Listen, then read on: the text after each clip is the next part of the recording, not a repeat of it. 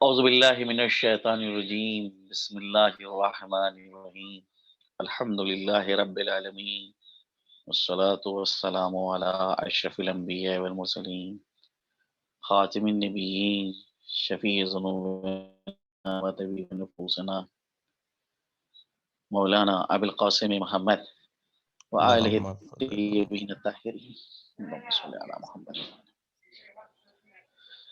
رب اشرح لي صدري ويسر لي امري واحلل عقدة من لساني يفقهوا قولي، رب زدنی علما والحقنی بالصالحین۔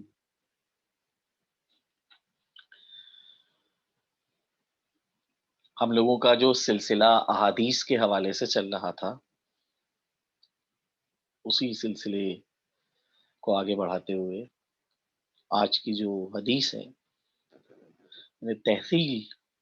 اور اکتساب علم میں انسان نیت کے اعتبار سے خالص ہو اور صرف اللہ کی خاطر جو ہے وہ علم کو حاصل کرے۔ اب یہاں کے اوپر یہ جو حدیث ہے وہ جناب رسول خدا صلی اللہ علیہ وآلہ وسلم سے ہے، اللهم جس صل میں على حضرت محمد وعلى فرماتے ہیں، محمد. من تعلم العلم لغیر العمل فهو کالمستحزی بربہ عز وجل۔ جو علم حاصل کرتا ہے مگر عمل کے لیے نہیں علم حاصل کر رہا ہے، یعنی کچھ سیکھ رہا ہے لیکن اس پہ اس کو عمل نہیں کرنا ہے، یہ نیت نہیں ہے اس کی، تو حضرت فرماتے ہیں کہ فہوا کالمستحزی بربہ عز وجل، ایسا شخص اللہ سبحانہ و تعالیٰ کے ساتھ گویا کہ مذاق کر رہا ہے، اپنے پروردگار کے ساتھ وہ مذاق کر رہا ہے۔ یعنی علم انسان کو اگر حاصل کرنا ہے تو اس میں اس کو اپنی نیت کے اندر اخلاص پیدا کرنا ہوگا، اور علم حاصل کرنا ہے تو صرف اور صرف جو ہے وہ اللہ کی رضا اور اللہ کی خوشنودگی کے لیے حاصل کرنا ہے، اور علم حاصل کرنا ہے تو عمل کے لیے حاصل کرنا ہے۔ ایک تو یہ حدیث ہے، دوسری حدیث جو ہے کہ من طلب العلم، یہ بھی جناب رسول خدائی سے حدیث ہے کہ من طلب العلم لیمعری بہ الصفحاء، کہ جو علم حاصل کرے اور اس کے ذریعے سے، اس علم کے ذریعے سے نادان اور بے وقوف لوگوں کے اوپر جو ہے وہ اپنی برتری کو جتلائے، کہ بہت زیادہ اپنا سلسلے میں فخر و مباحت کرے ان کی، اور یکاثر بہ العلماء، یا در حقیقت جو ہے وہ علم حاصل کر رہا ہے، وہ اس بنا کے اوپر علم حاصل کر رہا ہے تاکہ علماء کے سامنے اس چیز کو جانے کہ وہ بہت زیادہ معلومات رکھتا ہے، اور یصرف بہی وجوہ الناس الیہ، یا جو ہے وہ علم حاصل کرے، اس مقصد کے تحت علم حاصل کرے کہ لوگوں کے چہرے اس کی جانب متوجہ ہوں، یعنی لوگ جو ہیں وہ یہ کہیں کہ بھئی بہت زیادہ جو ہے یہ شخص جو ہے معلومات رکھتا ہے، لوگ اس کی جانب رجوع کریں۔ تو جو ان مقاصد کے تحت علم حاصل کر رہا ہے تو حضرت رسول خدا فرماتے ہیں فَلْيَتَبَوَّأْ مَقْعَدَهُ مِنَ النَّارِ، تو ایسے انسان کا ٹھکانہ جو ہے وہ پھر جہنم ہے، کہ جہنم کے اندر ایسے شخص کو جو ہے وہ داخل کیا جائے گا۔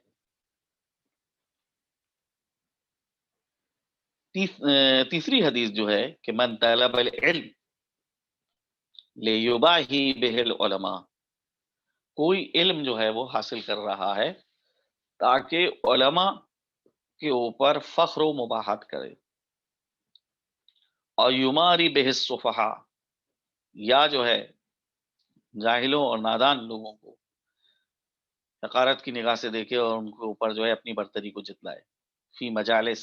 نشستوں میں، لم یرح رائحۃ الجنہ، تو ایسا شخص جو ہے وہ جنت کی خوشبو بھی نہیں سونگھ سکتا ہے۔ یعنی علم کو اگر حاصل کرنا ہے تو علم کے حصول میں صرف اور صرف رضائے پروردگار ہو۔ علم کو اگر حاصل کیا جا رہا ہے تو وہاں کے اوپر جو ہے وہ عمل کی خاطر علم حاصل کیا جائے۔ اب دیکھیے کہ سورہ جمعہ کی آیہ کریمہ جو ہے وہ تائید کرتی ہے ہمارے اس مطلب کی کہ مثل الذین حملوا التوراۃ ثم لم يحملوها كمثل الحمار يحمل اسفارا، جن لوگوں کے پاس توریت کا علم ہے اور وہ تعلیمات توریت پہ عمل نہیں کرتے، تو اللہ کہتا ہے کہ ان کی مثال بالکل ایسی ہی ہے جیسے کہ گدھے کے پشت کے اوپر کتابوں کو لاد دیا جائے۔ یعنی جو معلومات رکھتا ہے لیکن اپنی معلومات پہ عمل نہیں کر رہا ہے، ایسا عالم بے عمل، اس کی مثال قرآن نے کیا دی ہے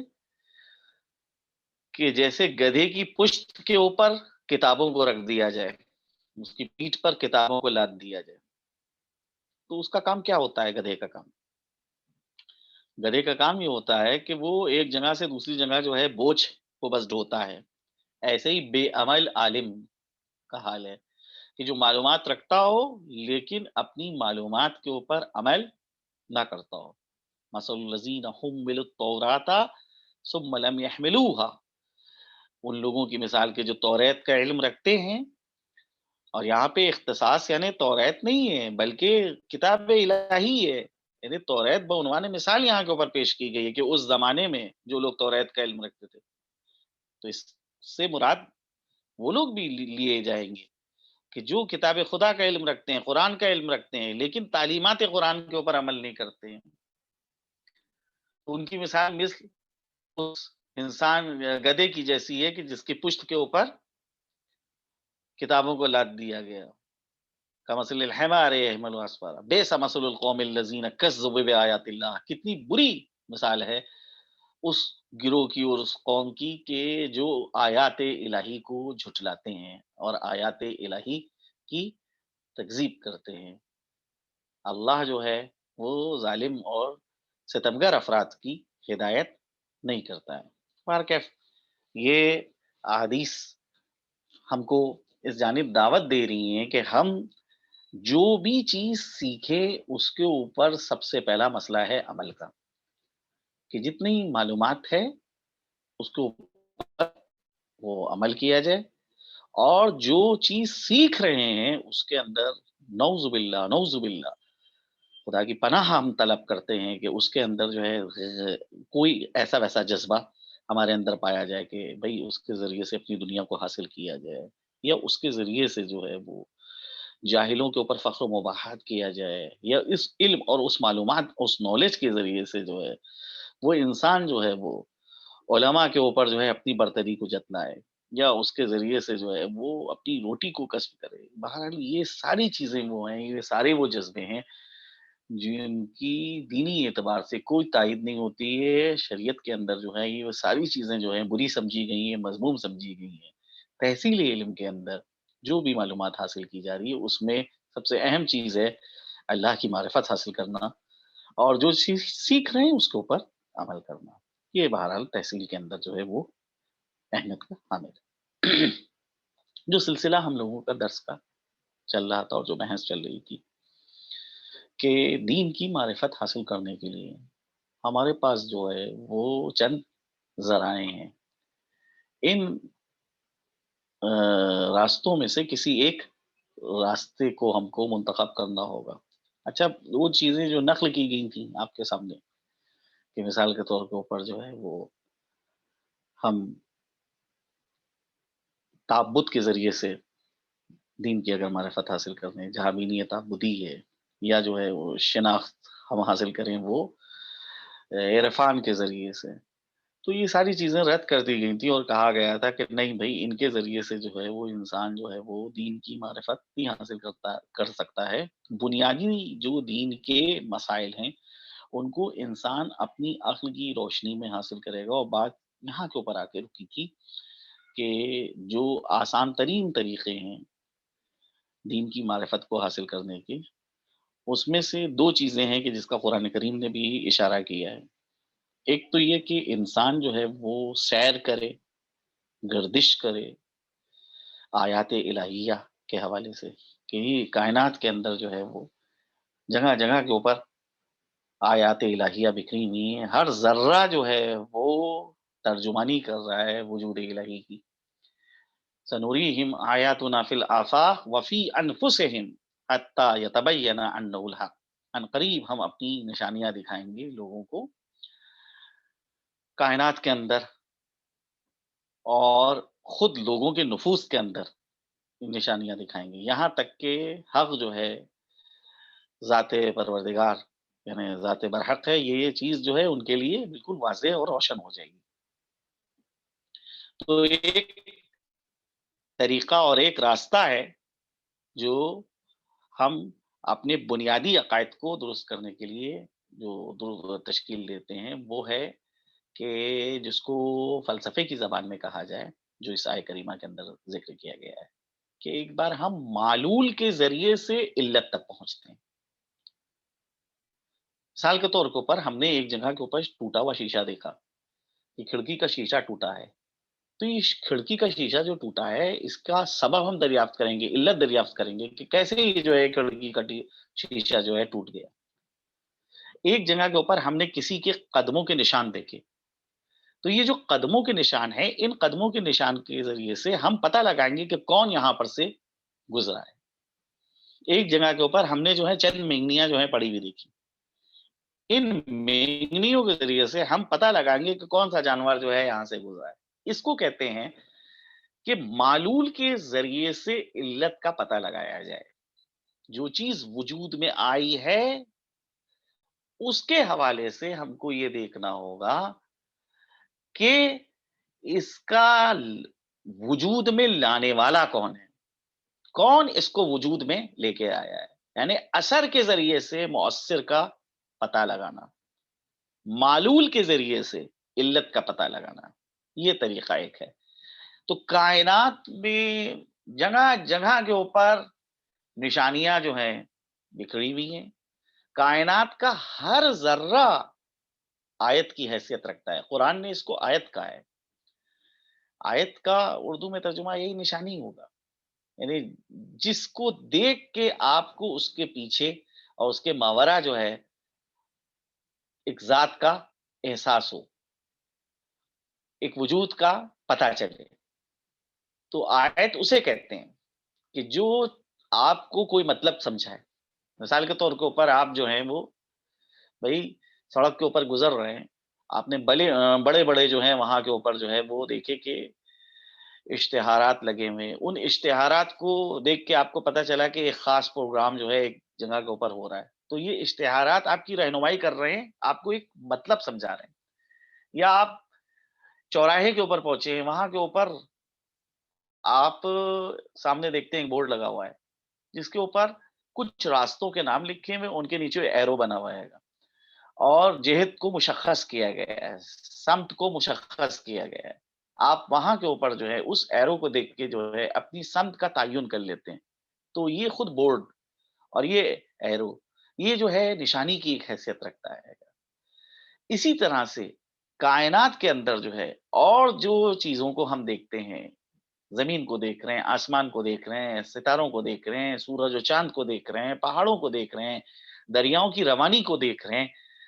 درختوں کو دیکھ رہے ہیں، یہ ساری چیزیں جو ہیں وہ آیات میں شمار ہوتی ہیں، یعنی یہ معلول ہیں، ان کے ذریعے سے ہم کو علت کا پتہ لگانا ہوگا کہ ان کو وجود میں لانے والا کون ہے۔ یہ ایک طریقہ ہوتا ہے۔ دوسرا طریقہ یہ ہے کہ خود علت کے ذریعے سے علت کا پتہ لگایا جائے، یعنی یہاں کے اوپر ہم معلول کے توسط سے نہیں پہنچیں گے، بلکہ خود علت کے ذریعے سے علت کا پتہ لگائیں، جس کا معصومین نے اپنی دعاؤں کے اندر بھی اشارہ بھی کیا ہے۔ مثال کے طور پہ جناب امیر سے جو صبح کے وقت دعا وارد ہوئی ہے امیر المومنین سے، اس کے اندر یہ فقرہ موجود ہے، یا من دل علی ذاتہ بذاتہ، اے وہ ذات کہ جو خود اپنی ذات کے اوپر دلالت کرتی ہے، خود اپنی ذات کو جو ہے واضح کر رہی ہے، ضرورت نہیں ہے وہاں کے اوپر کسی دلیل کی، جب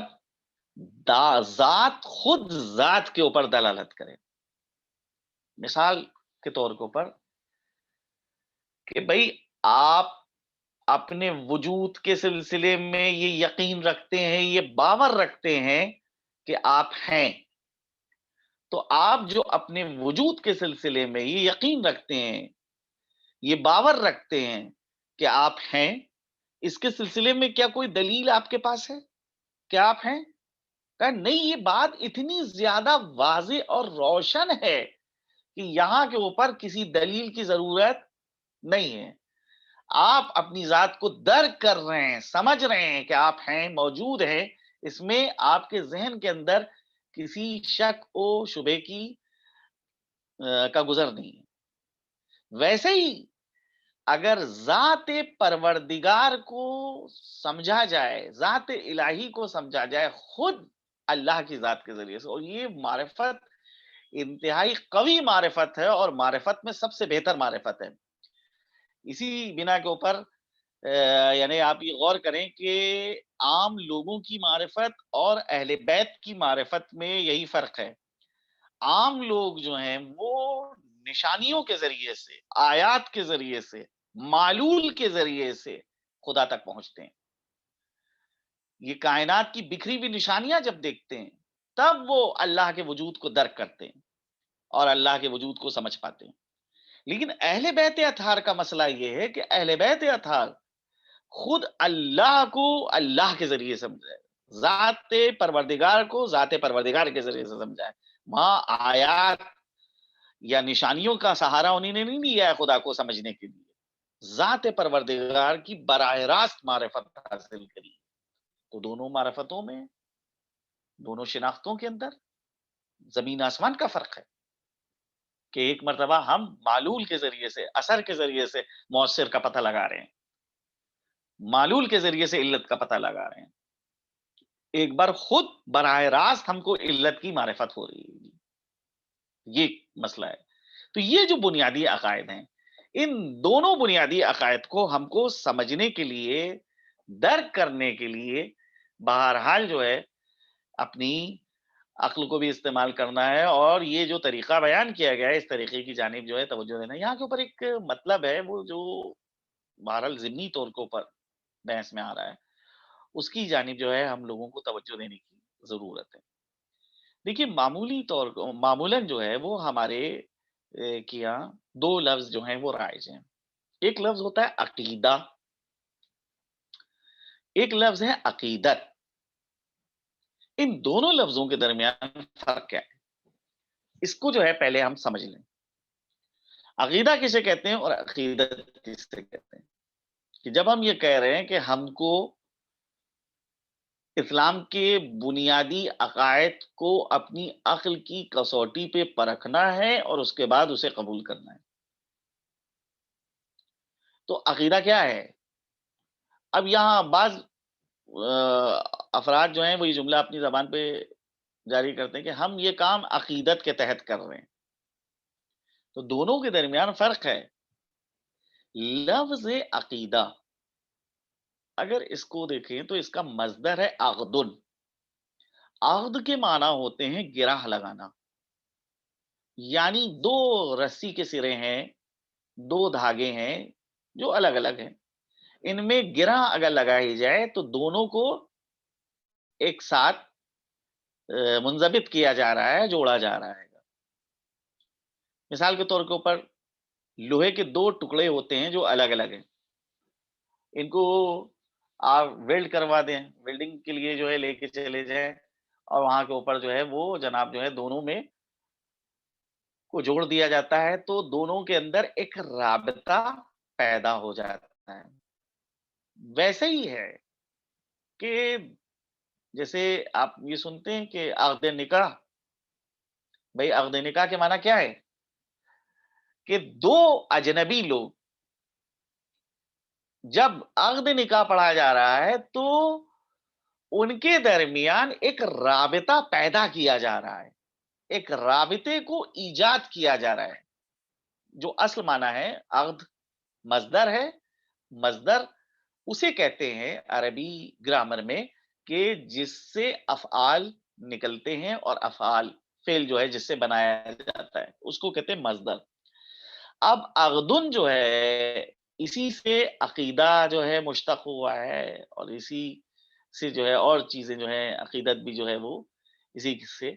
نکل کے آئے گی۔ تو عقد کے معنی گرا کے ہیں، یعنی دو ایسی چیزیں کہ جن میں آپس میں رابطہ نہیں تھا، اگر گرا لگا دی گئی تو ایک گویا کہ رابطہ پیدا ہو گیا۔ اب اگر کوئی فرض کیجئے کہ اللہ سبحانہ و تعالیٰ کی ذات پر ایمان نہیں رکھتا تھا، عقیدہ نہیں رکھتا تھا، اس نے اللہ کی ذات کے اوپر جو ہے وہ عقیدہ قائم کیا دلیل کے ذریعے سے، چاہے وہ آفاق کی سیر کی ہو، چاہے وہ اپنے نفوس اور اپنی جان کے اندر جو ہے وہ دلائل کو تلاش کیا ہو، کسی بھی ذریعے سے وہ جو ہے اللہ سبحانہ و تعالیٰ تک پہنچ گیا اور اس نے جو ہے اس کی ذات کے اوپر عقیدہ قائم کیا۔ تو جب تک عقیدہ نہیں رکھتا تھا تو اس کا خدا سے کوئی ربط نہیں تھا، لیکن جب اس نے عقیدہ قائم کیا اور ذات پروردگار کو اس نے تسلیم کیا کہ وہ ایک وجود لا شریک ہے، وجود برحق ہے، وہ ہمارا خالق ہے، ہمارا رازق ہے، یہ عقیدہ جب قائم کیا تو ایک رابطہ اس انسان کے درمیان اور خدا کے درمیان پیدا ہو گیا۔ جس طرح سے دو سرے ہیں رسی کے یا تاگے کے یا لوہے کے دو ٹکڑے ہیں کہ جو آپس میں پہلے جدا ہیں، لیکن جب ان کو نزدیک کیا جاتا ہے اور گرہ لگائی جاتی ہے تو ان دونوں کے درمیان رابطہ قائم ہو جاتا ہے۔ ویسے ہی یہاں کے اوپر مسئلہ ہے کہ عقیدے کا لفظ وہاں کے اوپر استعمال کیا جائے گا کہ جب ایک ذات دوسری کسی ذات کے اوپر یا دوسری کسی چیز کے سے جو ہے اپنا رابطہ پیدا کر رہی ہے، جس کو ایرانیوں کی زبان میں کہیں گرا خوردے، یعنی وہاں کے اوپر ایک خاص جو ہے وہ اس سے ربط پیدا کر رہی ہے، تو وہاں پر یہ کہا جائے گا کہ یہ عقیدہ جو ہے اس کا اس ذات کے اوپر ہے۔ تو اب اللہ کی ذات کے اوپر عقیدہ ہو یعنی اللہ سے ایک رابطہ پیدا کیا، رسول کی ذات کے اوپر عقیدہ ہے تو رسول سے اس کا ایک ربط پیدا ہوا، قرآن کے اوپر عقیدہ ہے کہ قرآن اللہ کا کلام ہے تو قرآن سے اس کا ایک ربط پیدا ہوا۔ اب قرآن کے درمیان اور اس انسان کے درمیان کوئی جو ہے اجنبیت نہیں ہونا چاہیے، اللہ کے درمیان اور اس انسان کے درمیان کوئی اجنبیت نہیں ہونا چاہیے کہ جب عقیدہ ہے نا تو عقیدے کے معنی یہ ہوتے ہیں۔ اب وہ چیز کہ جس کے اوپر عقیدہ رکھا جا رہا ہے، جس پہ ایمان رکھا جا رہا ہے، وہ ذات برحق ہے، اور ذات برحق سے مربوط جو چیزیں ہیں ان کے اوپر بھی ہم کو عقیدہ رکھنا ہے۔ تو یہ چیز ہے عقیدہ کہ جو واقع کے مطابق ہوتا ہے اور دو شخصیتوں کے درمیان اور دو وجودوں کے درمیان اور دو لوگوں کے درمیان یہ ایک رابطے کو ایجاد کرتا ہے، تو اسے کہتے ہیں عقیدہ۔ لیکن عقیدے کا دیکھیے مسئلہ یہ ہے کہ عقیدہ اس کو جو ہے اگر مترادف لفظ ہم دیکھیں تو اسے کہتے ہیں یقین، کہ ہم اللہ کی ذات کے اوپر یقین رکھتے ہیں، قبول کرتے ہیں، باور کرنا، یہ ساری چیزیں جو ہیں یہ وہ الفاظ جو ہیں وہ اگرچہ الگ الگ ہیں لیکن معنی کے اعتبار سے کوئی خاص فرق نہیں ہے گا، بہت ہی نزدیک معنی آئیں گے یہاں کے اوپر۔ اب غور کیجیے آپ کہ ایک اس کے مقابلے میں چیز آتی ہے عقیدت۔ عقیدہ وہ ہے کہ اگر انسان عقیدے کو رکھتا ہے تو وہ دین کے حدود کے اندر ہے، اور اگر عقیدہ نہیں رکھتا ہے تو جو دین کا بارڈر ہے اور دین کی حد ہے اس سے پھر باہر اس کو شمار کیا جائے گا. مثال کے طور کے اوپر کوئی شخص کہے کہ میں اللہ کی ذات کے اوپر تو عقیدہ رکھتا ہوں لیکن اس کا رسول جو ہے پیغمبر کو نہیں شمار کرتا ہوں، حضرت محمد کو نہیں شمار کرتا ہوں، تو ایسا شخص دین اسلام کی حد میں نہیں شمار کیا جائے گا. یا اللہ کو میں قبول کرتا ہوں، رسول کو میں قبول کرتا ہوں، لیکن قرآن کلام الہی ہے، اس سلسلے میں مجھے شک ہے، میں اس کو نہیں قبول کرتا ہوں، تو ایسا شخص مسلمان نہیں شمار کیا جائے گا. تو عقیدے کی تعریف یہ ہوئی کہ اگر انسان ایک عقیدہ رکھتا ہے تو اس دین کا کے اندر اس کو شمار کیا جائے گا، دین کے دائرے میں شمار کیا جائے گا. لیکن اگر وہ عقیدہ نہیں رکھتا ہے تو دین سے باہر اس کو شمار کیا جائے گا. تو عقیدہ ایک الگ چیز ہے، اس کے مقابلے میں آتی ہے عقیدت. اب عقیدت کسے کہتے ہیں؟ عقیدت یہ ہوتا ہے کہ ہم جس شخصیت سے ربط رکھتے ہیں اس کے سامنے اظہار تعظیم کے لیے، اظہار عقیدت کے لیے بعض کام ہم انجام دیتے ہیں. مثال کے طور کے اوپر آپ اس چیز کو آپ اور ہم سمجھ سکتے ہیں، خاص طور پہ ہندوستان کے لوگ کے رہنے والے اور پاکستان کے رہنے والے، یا یہ کلچر جہاں جہاں ہے وہاں والے جو ہے اس چیز کو درک کر سکتے ہیں. دیکھیے ائمہ طاہرین کی ذات کے اوپر ہم عقیدہ رکھتے ہیں کہ ہمارے 12 امام ہیں، سب کے سب معصوم ہیں، سب کے سب پاک و پاکیزہ ہیں. ہم رسول کی ذات کے اوپر عقیدہ رکھتے ہیں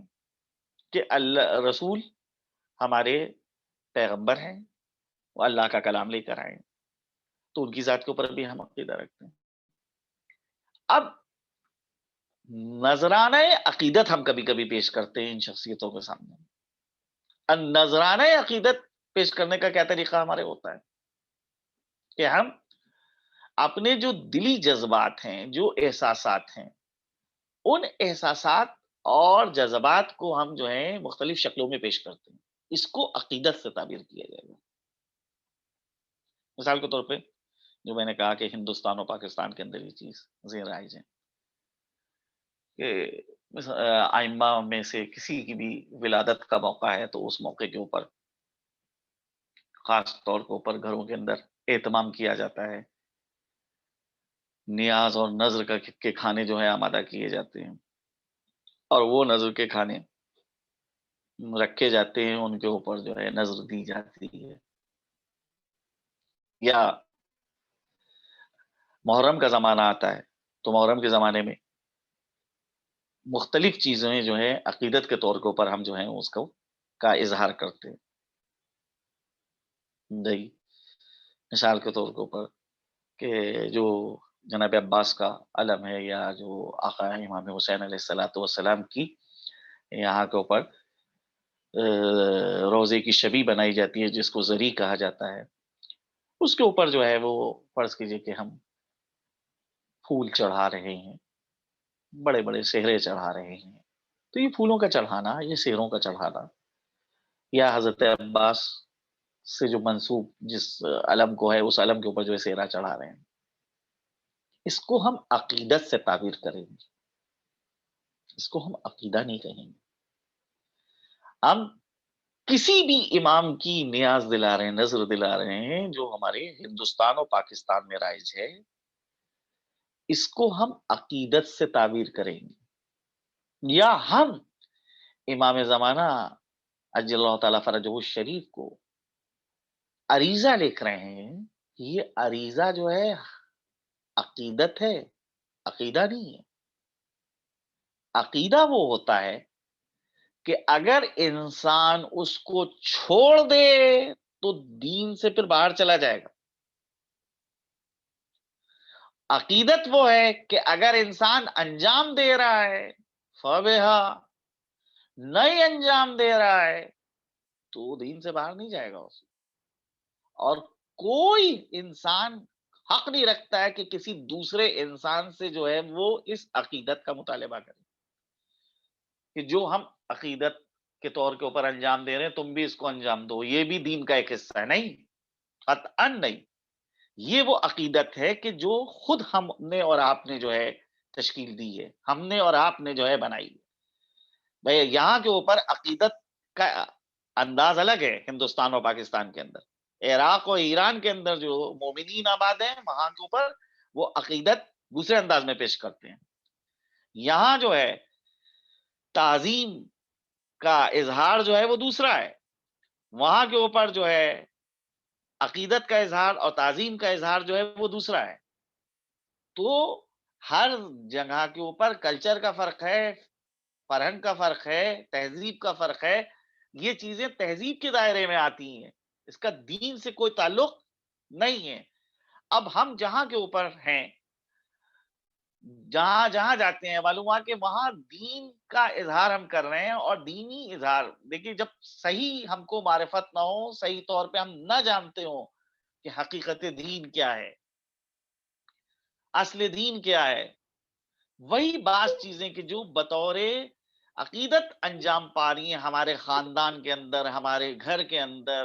ہمارے دوستوں کے درمیان، اسی کو ہم اصل دین سمجھنے لگتے ہیں۔ آج جب اگر اصل دین کے حوالے سے سوال کیا جائے کہ اصل دین کیا ہے، تو معلوم ہوا کہ اصل دین کیا ہے؟ کالے کپڑے پہننا، یہ ہے اصل دین۔ اصل دین کیا ہے؟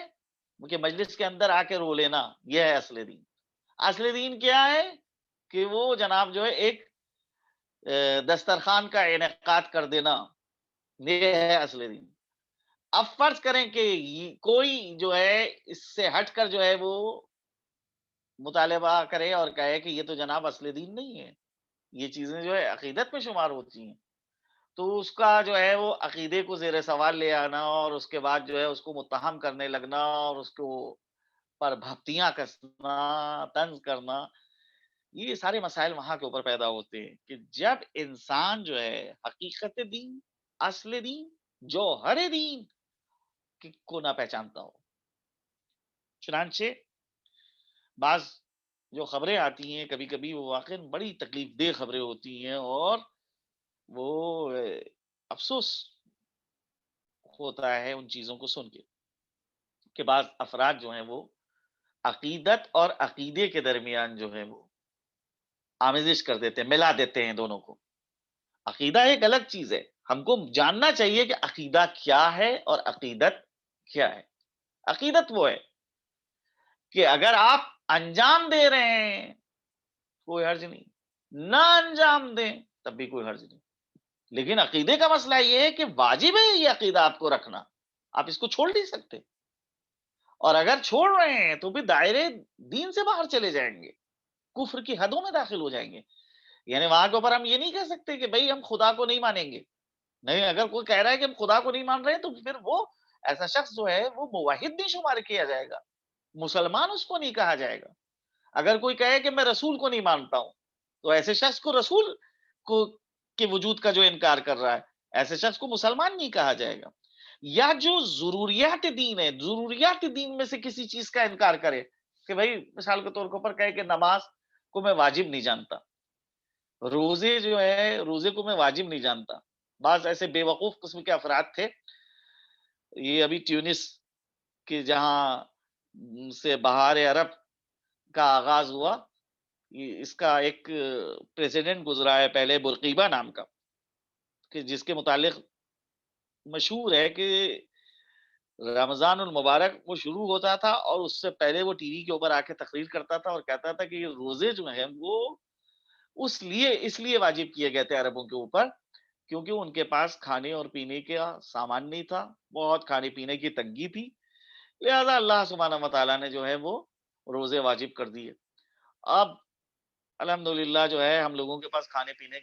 کا وافر مقدار میں سامان موجود ہے، لہذا آج کے دور میں جو ہے ہم کو روزے کی ضرورت نہیں۔ اس قسم کے خیالات کا اظہار اگر کوئی شخص کرے اور اس طرح سے جو ہے وہ واجبات کے حوالے سے توجیہ کرے، ایسا شخص دائرے دین سے باہر چلا جاتا ہے گا۔ تو جو ضروریات دین ہے، ضروریات دین کا انکار کرے کہ بھئی نماز واجب ہے، یہ ضروریات دین میں سے ہے، زکوٰۃ واجب ہے، ضروریات دین میں سے ہے، حج واجب ہے، ضروریات دین میں سے، اس کے وجوب کا کوئی انکار کر دے کہ نہیں یہ چیز واجب نہیں ہے، میں اس کو جو ہوں واجب نہیں مانتا ہوں، دائرے دین سے چلا جائے گا۔ تو اس چیز کو ہم کو سمجھنا ہوگا کہ عقیدہ کیا ہے، عقیدت کیا ہے؟ اب بھائی عقیدت کے طور کے اوپر آپ فرض کیجئے کہ آپ جو ہیں وہ 13 رجب کو دسترخوان کا اہتمام کرتے ہیں۔ آپ نے جو ہے اپنی عقیدت کا اظہار کیا۔ اب اگر کوئی دوسرا نہیں کرتا ہے تو وہاں کے اوپر آپ جو ہے یہ کہنے کا حق نہیں رکھتے کہ تم یہ کام کیوں نہیں کرتے ہو؟ اگر مسلمان ہو، اگر شیعہ ہو تو تم کو یہ کام کرنا چاہیے۔ نہیں، عقیدت الگ چیز ہوتی ہے۔ عقیدت کو خواہ انجام دے خواہ نہ انجام دے، اس سے انسان کے ایمان کا کوئی ربط نہیں۔ لیکن عقیدے کا مسئلہ یہ ہے کہ اگر انسان عقیدہ رکھتا ہے تو بہرحال اس کے الگ احکام ہیں، اور اگر عقیدہ نہیں رکھتا ہے تو ایسا انسان جو ہے وہ پھر دائرے دین سے اس کو باہر شمار کیا جائے گا۔ تو یہ دو مطلب ہیں کہ ان دو مطلبوں کی جانب جو ہے توجہ دی جائے۔ ایک چیز ہے عقیدت اور ایک چیز ہے عقیدہ۔ دونوں کو آپس میں جو ہے ملانا اور ان کی آمیزش کرنا جو ہے وہ بہت ہی یعنی گمراہی کا بس ٹائم سبب ہو جاتی ہیں، اور بہت جگہوں کے اوپر یہ ہوتا ہے کہ غیر مذہب کا انسان جو ہے وہ اگر ہم سے کبھی کبھی سوال کر لیتا ہے، معلوم ہو وہ سوال ہماری عقیدت کے حوالے سے کر رہا ہے، بعض ایسے کام وہ انجام پا رہے ہیں کہ جس کے حوالے سے وہ ہم سے سوال کر رہا ہے کہ یہ آپ کے دین کا حصہ ہے یا دین کا حصہ نہیں ہے، وہاں کے اوپر ہم صحیح جواب نہیں دے پاتے ہیں۔ آپ دیکھ لیجیے کہ بہت سی چیزیں ہیں، بڑے نادان قسم کے لوگ ہوتے ہیں کہ وہ بہرحال اصل دین کی معرفت نہیں حاصل کرتے اور ان کو جو ہے دین کا حصہ شمار کر لیتے ہیں۔ معمولاً یہ ہوتا ہے کہ جو سماج کے اندر اور سوسائٹی کے اندر بہت سی رسمیں رائج ہوتی ہیں، وہ دین میں بھی جو ہے ان کو دینی رنگ دے دیا جاتا ہے۔ مثال کے طور کے اوپر چاہے شادی کا موقع ہو اور چاہے وہ جناب جو ہے وہ پیدائش سے لے کر مرنے تک کے جو رسمیں ہمارے معاشرے کے اندر انجام پا رہی ہیں، ان میں سے اکثر رسمیں ایسی ہیں کہ جن کا کوئی دین سے تعلق نہیں ہے۔ مثال کے طور پر شادی کا موقع ہے، شادی کے موقع کے اوپر جو رسمیں انجام پاتی ہیں، اب وہ ہے مانجا ہے اور ساچک ہے اور جناب جو ہے وہ اس کے علاوہ جو ہے چوتھی ہے اور کیا کیا چیزیں ہوتی ہیں، وہ ساری چیزیں جو انجام پا رہی ہیں، ایک معاشرہ انجام دے رہا ہے، سوسائٹی انجام دے رہی ہے، اس کا دین سے کوئی تعلق نہیں ہے۔ اب وہی چیزیں فرض کیجئے کہ ایک نوحہ کہا جائے، ایک مرثیہ کہا جاتا ہے، اس مرثیے کے اندر اس نوحے کے اندر ان ساری چیزوں کو جو ہے وہ نظم کر دیا جاتا ہے۔ چوتھی کو نظم کر دیا گیا، وہ مثال کے طور پہ 7 محرم کو ایک نوحہ پڑھا جاتا ہے جو جناب قاسم کے حال کا ہے، کہ جس میں جو ہے وہ ان ساری رسموں کا ذکر کیا جا رہا ہے کہ ایک منڈل لو صحن میں لگاؤ، چوکی پھر اس کے نیچے بچھاؤ، گھر گھر میں سندل کے چھاپے لگاؤ اور سمدھنیں آئیں ان کو اتارو۔ اب یہ ساری وہ چیزیں ہیں کہ جو نوحے کے اندر شامل کر دی گئی۔ ایک عام آدمی، ایک عام ذہن رکھنے والا اس نوحے کو پڑھتا ہے اور پڑھنے کے بعد وہ یہ سوچتا ہے کہ یہ ساری چیزیں جو ہیں وہ دین کا حصہ ہیں۔ خدا کو حاضر و ناظر جان کے انسان کہے کہ واقعی کیا یہ دین کا حصہ ہیں؟ ارے بھائی جو شادی ہے اس میں صرف ایک چیز ہے، وہ ہے دین نے بیان کری ہے، وہ ہے عقد، عقد النکاح۔ اس کے علاوہ بقیہ جتنی چیزیں آپ انجام دے رہے ہیں اس کے اندر کوئی یعنی نہ مانجے کا دین سے کوئی تعلق ہے، نہ ساچک کا دین سے کوئی تعلق ہے، اور نہ جناب جو ہے وہ جناب جو ہے مہندی کا کوئی دین سے تعلق ہے۔ آپ جو سماج میں اور اپنے کلچر میں انجام دے رہے ہیں اس کو معلوم ہوا کہ کسی شاعر نے جو ہے وہ دینی رنگ پہنا دیا اور مرثیے کے اندر بھی کہہ دیا کہ ہاں یہ بھئی گویا کہ جناب ام فروا کا گویا کہ ارمان تھا اس طرح کا۔ تو یہ بہرحال اپنی ذات کے اوپر جو ہے وہ اہل بیت اطہار کے گھر کی خواتین کی ذات کو قیاس کرنا اور اس طرح سے جو ہے ان کے لیے حکم لگانا کہ ان کا وہ تھا۔ ہمارا ایک مسئلہ ہے کہ ہمارا کلچر، ہماری تہذیب جو ہے اس کو ماننا پڑے گا، قبول کرنا پڑے گا کہ وہ تہذیب نہیں ہے، وہ کلچر نہیں ہے کہ جو اسلامی کلچر پوری طرح سے ہونا چاہیے، اسلامی تہذیب ہونا چاہیے۔ اس کے اندر جو ہے مختلف اسباب اور اس کے عوامل ہیں۔ ایک تو یہ چیز ہے کہ ہم غیروں کے ساتھ رہے، نتیجہ یہ ہوا کہ غیروں کے اوپر ہم نے اپنی اچھائیوں کا تو اثر نہیں ڈالا، لیکن غیروں کے اندر جو ہے بہت سی جو برائیاں پائی جاتی تھیں، ان برائیوں کو ہم نے جو ہے وہ لاشعوری طور کے اوپر جذب کر لیا اور اپنے اندر جگہ دے لی۔ نتیجہ یہ ہوتا ہے کہ وہ برائیاں آج ہمارے اندر سرایت کر گئی ہیں، چاہے وہ شادی بیاہ کا موقع ہو، چاہے جو ہے کسی اور تقریب کا موقع ہو، چاہے وہ جناب جو ہے وہ مرنے جینے کا موقع ہو، ہر موقع کے اوپر جو ہے وہ ایسی چیزیں، ایسی رسمیں اور اس کے بعد پھر سختی کے ساتھ جو ہے ان رسموں کے اوپر کاربند ہونا اور پھر ان کو دین کا حصہ دے دینا۔ اچھا بھائی مسئلہ یہ تھا کہ بھائی پرانے علماء کہتے ہیں لوگ کہ نہیں کیوں بولے، آپ لوگ جو ہیں اس کے خلاف کیوں آواز اٹھا رہے ہیں؟ نہیں، ایسا ہی بات نہیں ہے کہ مخالفت نہیں ہوئی ہے، بہت یعنی کہا جائے یہ ایک الگ چیز ہے کہ ہم تک کی جو ہے اس مخالفت کی آواز نہیں پہنچی، تو یا ہمارے پاس جو ہے وہ زمانے کے اعتبار سے فاصلہ ہے تو اس بنا کے اوپر ہم یہ کہہ رہے ہیں کہ ان لوگوں نے نہیں مخالفت کی، نہیں ایسا نہیں ہے۔ بہت سے لوگ ہیں کہ جنہیں نے جو ہے وہ اس ذیل میں کام کیے ہیں اور کتابیں لکھی ہیں، مثال کے طور پہ شادی خانہ آبادی یا ہمارے رسوم اور ہمارے قیود کے نام سے کتابیں لکھی گئیں، اصلاح الرسوم کے نام سے ایک کتاب ہے۔ متعدد علماء نے جو ہیں وہ بہرحال جو ہے اس ذیل میں جو ہے وہ اقدامات بھی انجام دیے ہیں اور ان کو مخالفت کا بھی سامنا کرنا پڑا، سماجی بائیکاٹ بھی ہوا، ان کے اوپر جو ہیں وہ بھپتیاں کسی گئیں اور مختلف جو ہیں وہ طریقوں سے جو ہے ان کو اذیت دی گئی، پریشان بھی کیا گیا، لیکن بہرحال حق کی راہ میں جو ہے یہ ساری چیزیں ہوتی ہیں، انسان کو ان ساری چیزوں کو برداشت کرنا ہے اور کبھی دخاطر نہیں ہونا ہے۔ تو جو اہم ترین مسئلہ ہے وہ مسئلہ کہ ایک چیز ہے عقیدہ اور دوسری چیز ہے عقیدہ۔ عقیدہ یعنی واقعیت کا باور کرنا، واقعیت کے اوپر یقین رکھنا، اور اگر ہم اس کا انکار کریں گے تو دین کے دائرے سے ہم کو باہر شمار کیا جائے گا، اگر ہم اس کو قبول کریں گے تو ہم دین کے دائرے میں ہیں۔ مثال کے طور پہ شہادتین کو ہم اپنی زبان کے اوپر جب تک جاری نہیں کر رہے ہیں اس وقت تک کہ ہمارا اسلام سے کوئی رابطہ نہیں ہے، لیکن شہادتین کو جیسے ہی اپنی زبان پہ جاری کیا، توحید اور رسالت کی گواہی دی،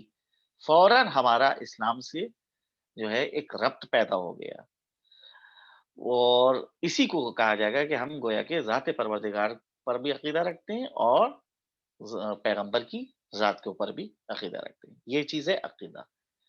لیکن اس سے ہٹ کر عقیدت ہے کہ بھئی عقیدت میں احترام میں جو ہے ہم جو ہے کسی جگہ کے اوپر پہنچے ہیں تو وہاں کے اوپر جو ہے ہم نے اپنے چپلوں کو اتار دیا ہے، پابرہنہ ہو گئے، یہ عقیدت کا اظہار ہے۔ اب اگر ہم نے یہ کیا ہے تو ہم اس جگہ کی تعظیم میں یہ کام کر رہے ہیں۔ اگر کسی فرض کیجئے کہ دوسرے انسان نے اس کام کو نہیں انجام دیا ہے تو ہم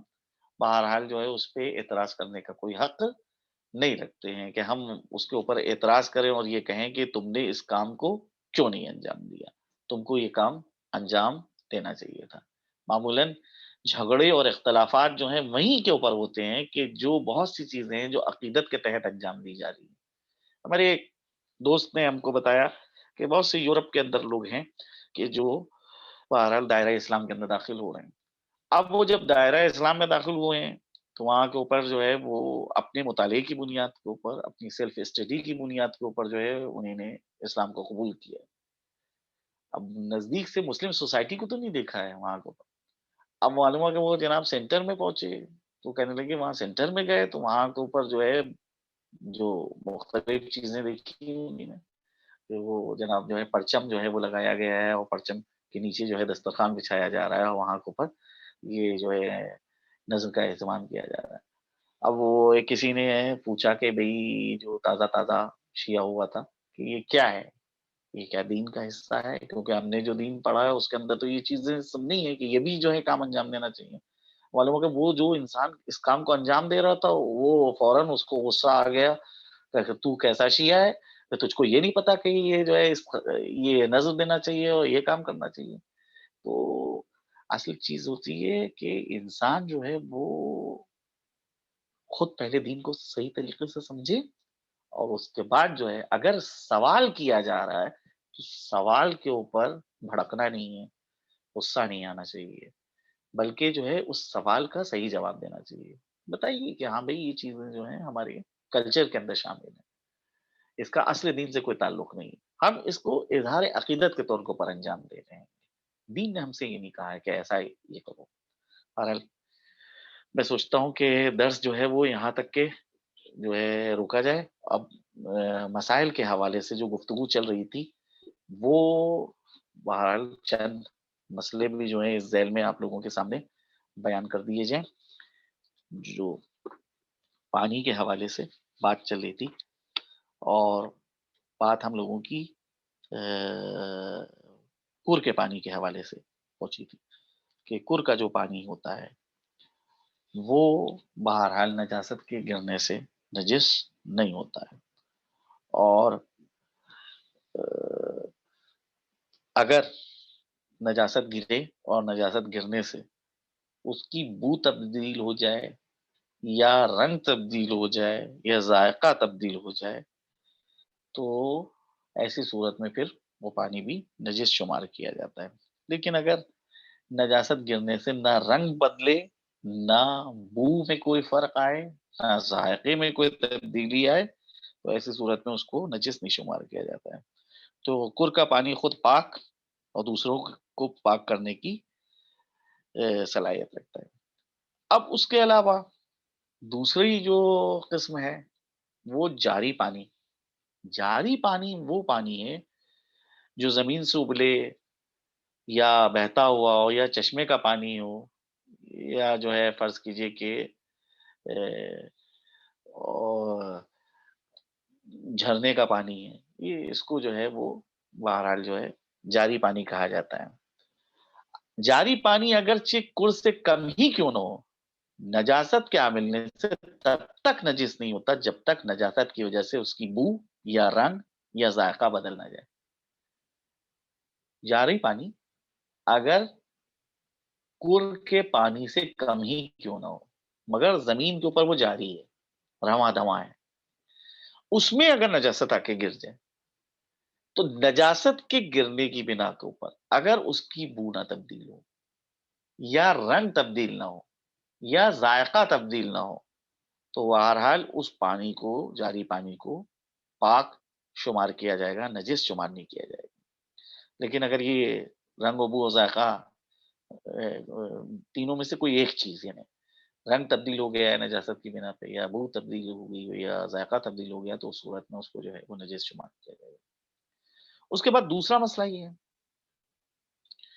کہ اگر نجاست جاری پانی سے آ ملے تو اس کی اتنی مقدار جس کی بو، رنگ یا ذائقہ نجاست کی وجہ سے بدل جائے نجس ہے،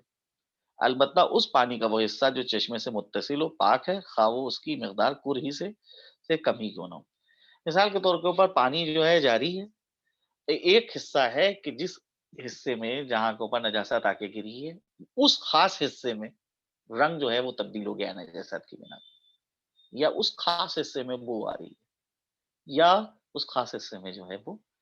ذائقہ اس کا تبدیل ہو رہا ہے، تو وہ خاص حصہ جو ہے وہ نجس شمار کیا جائے گا، بقیہ حصہ جو جاری پانی کا ہے وہ پاک شمار کیا جائے گا، اس کو نجس نہیں شمار کیا جائے گا۔ اس کے بعد کا مسئلہ ہے کہ اگر کسی چشمے کا پانی جاری نہ ہو، جھرنا ہے، وہ بہہ نہیں رہا ہے مگر جھرنا ہے، لیکن صورتحال یہ ہو کہ جب اس میں پانی نکال لیں تو